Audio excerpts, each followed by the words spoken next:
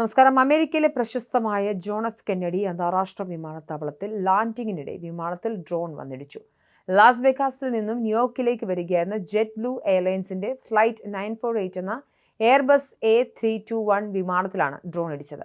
തിങ്കളാഴ്ച രാവിലെ പ്രാദേശിക സമയം 7:15ഓടെയായിരുന്നു രാജ്യം ഞെട്ടിയ സംഭവം. വിമാനം പൈലറ്റിന്റെ സമയോചിതമായ ഇടപെടലിലൂടെ സുരക്ഷിതമായി ലാൻഡ് ചെയ്തതിനാൽ വൻ ദുരന്തമാണ് തലനാരിഴയ്ക്ക് ഒഴിവായത്.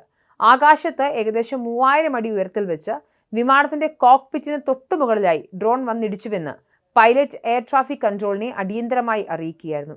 വിമാനം റൺവേ ലക്ഷ്യമാക്കി താഴ്ന്നു പറക്കുന്നതിനിടെയാണ് കോക്പിറ്റിന് മുകളിൽ ഡ്രോൺ വന്നിടിച്ചതായി പൈലറ്റ് സന്ദേശം നൽകിയത്. വിമാനത്താവള അധികൃതർ അതീവ ജാഗ്രതാ നിർദ്ദേശം പുറപ്പെടുവിച്ചെങ്കിലും അപകടം നടന്ന മിനിറ്റുകൾക്കകം വിമാനം JFK വിമാനത്താവളത്തിൽ സുരക്ഷിതമായി ലാൻഡ് ചെയ്തു. തുടർന്ന് വിമാനത്തിലുണ്ടായിരുന്ന യാത്രക്കാരെയും ജീവനക്കാരെയും സുരക്ഷിതമായി പുറത്തിറക്കി.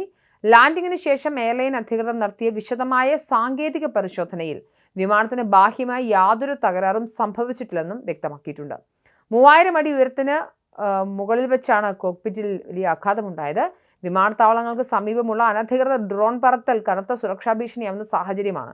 സംഭവത്തിന്റെ ഗൗരവം കണക്കിലെടുത്ത് അമേരിക്കൻ വ്യോമയാന മന്ത്രാലയത്തിന് കീഴിലുള്ള ഫെഡറൽ ഏവിയേഷൻ അഡ്മിനിസ്ട്രേഷൻ ഉന്നതതല അന്വേഷണം പ്രഖ്യാപിച്ചു. വിമാനത്താവളങ്ങൾക്ക് സമീപം കൃത്യമായ അനുമതിയില്ലാതെ ഡ്രോണുകൾ പറത്തുന്നത് അതീവ അപകടകരവും നിയമവിരുദ്ധവുമാണെന്ന് FAA കർശന മുന്നറിയിപ്പ് നൽകി. വിമാനങ്ങളുടെ സുരക്ഷയ്ക്ക് ഭീഷണി ഉയർത്തുന്ന ഇത്തരം കുറ്റകൃത്യങ്ങളിൽ ഏർപ്പെടുന്നവർക്ക് കനത്ത പിഴയും കഠിന തടവ് ശിക്ഷയും ലഭിക്കുമെന്ന് അധികൃതർ വ്യക്തമാക്കി. കുറച്ച് ദിവസങ്ങൾക്ക് മുൻപ് ന്യൂയോർക്കിലെ തന്നെ നെവാർക്ക് ലിബർട്ടി അന്താരാഷ്ട്ര വിമാനത്താവളത്തിന് സമീപം യുണൈറ്റഡ് എയർലൈൻസ് വിമാനവും ഡ്രോണുമായി കൂട്ടിയിടിച്ചിരുന്നു.